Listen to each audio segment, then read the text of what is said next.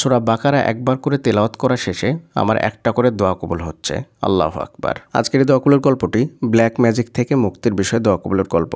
এই গল্পের মধ্যে আপনারা বুঝতে পারবেন যে কোন আমলের মাধ্যমে এই ব্যক্তি ব্ল্যাক ম্যাজিক থেকে মুক্তি পেয়েছিলেন। গল্পটি শেষ পর্যন্ত মনোযোগ দিয়ে শুনবেন, তাহলে আশা করি ইনশাআল্লাহ এই গল্পের মধ্যে যে সমস্ত আমলের বিষয়ে বলা হয়েছে প্রত্যেকটা আমলকে আপনারা সুন্দরভাবে বুঝতে পারবেন। এই দোয়া কবুলের গল্পটি আমাদেরই একজন নিয়মিত ভিউয়ার্স তিনি আমাদেরকে ইমেলের মাধ্যমে শেয়ার করেছেন, আর সেটা আমি খালিদ হাসান আপনাদের সঙ্গে হুবহু পড়ে শোনাবো ইনশাআল্লাহ। আপনিও চাইলে আপনার বাস্তব জীবনের দোয়া কবুলের গল্পটি আমাদের সঙ্গে শেয়ার করতে পারেন আমাদের ইমেল আইডির মাধ্যমে। আমাদের ইমেল আইডি হলো khalidhasan6695@gmail.com। এটা আমরা ডিসক্রিপশনেও লিখে দিচ্ছি। তো চলুন আর কথা না বাড়িয়ে গল্পটি শুরু করা যাক। প্রথমে তিনি আমাদেরকে সালাম দিয়েছেন, আসসালামু আলাইকুম ভাই, আশা করি রবের অশেষ রহমতে ভালো আছেন। ওয়ালাইকুম আসসালাম রহমতুল্লাহ। আমি আপনার নিয়মিত একজন ভিউয়ার্স। যখনই আমার মন খারাপ হয় আমি আপনার চ্যানেলের দোয়া কবুলের গল্পগুলো শুনি আর আমার মন ভালো হয়ে যায়। আলহামদুলিল্লাহ, আজকে আমি আমার জীবনের একটা দোয়া কবুলের গল্প বলবো ইনশাআল্লাহ। এই দোয়া কবুলের গল্পটা যদিও আজ থেকে বছর খানেক আগের, যখন ব্ল্যাক ম্যাজিক ও বদনজরের যন্ত্রণায় আমার জীবন সারখার হয়ে যাচ্ছিল তখনকার দোয়া কবুলের গল্প। দিনে ফেরার পর প্রথম যে নিয়ত ছিল আমি আসমানের মালিক ছাড়া কোনো মাখলুকের কাছে হাত পাতবো না, কিন্তু তখন ব্ল্যাক ম্যাজিক আর বদনজরে আমার এত বেশি বেহাল দশা হয়ে গেছিল যে আল্লাহ মাফ করুন, আমার রাতের ঘুম নষ্ট হয়ে গিয়েছিল। ঘুমলেই এত বেশি খারাপ স্বপ্ন আর শ্বাসকষ্ট শুরু হতো যে আমি দিনের বেলা ঘুমাতেও ভয় পেতাম। একেবারে ঘুম সহ্য করতে না পারলে তখন একটু ঘুমাতাম। কোরআন, সলাত সব ওলট পালট হয়ে গেছিল। এক কথায় সেই 1-1.5 মাস আমার জীবন জ্বলন্ত জাহান্নাম হয়ে গিয়েছিল। লা হাওলা ওয়ালা কুওয়াতা ইল্লা বিল্লাহ। আমার আম্মু প্রায় বলতো একজন ওঝা বা ফকির দেখাতে, কিন্তু আমি কোনোভাবেই রাজি ছিলাম না।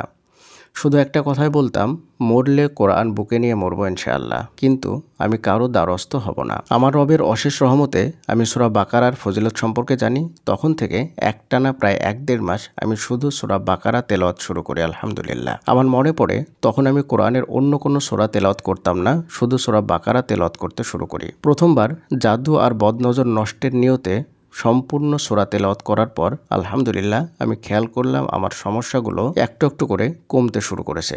আমার বিশ্বাস আরও বাড়তে শুরু করলো। তারপর মাত্র কয়েকবার তেলাওয়াত করার পর আমি দেখলাম আমার সমস্যা সব গায়েব হয়ে গিয়েছে আলহামদুলিল্লাহ। আর সূরা বাকারা একবার করে তেলাওয়াত করা শেষে আমার একটা করে দোয়া কবুল হচ্ছে।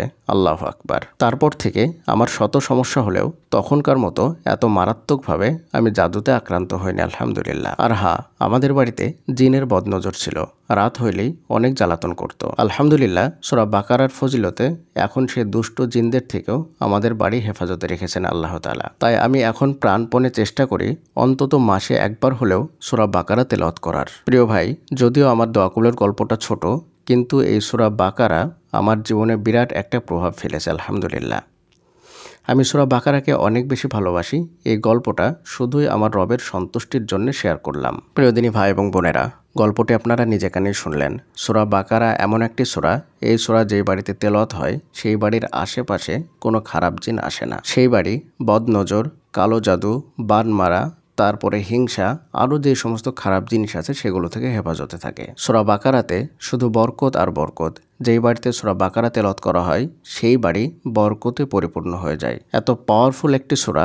এই বোনের দোয়া কবুলের গল্পটি শুনে আপনারা বুঝতে পারলেন যে সূরা বাকারার ফলে আল্লাহ তাআলা তার জীবনে কি কি পরিবর্তন এনে দিয়েছেন।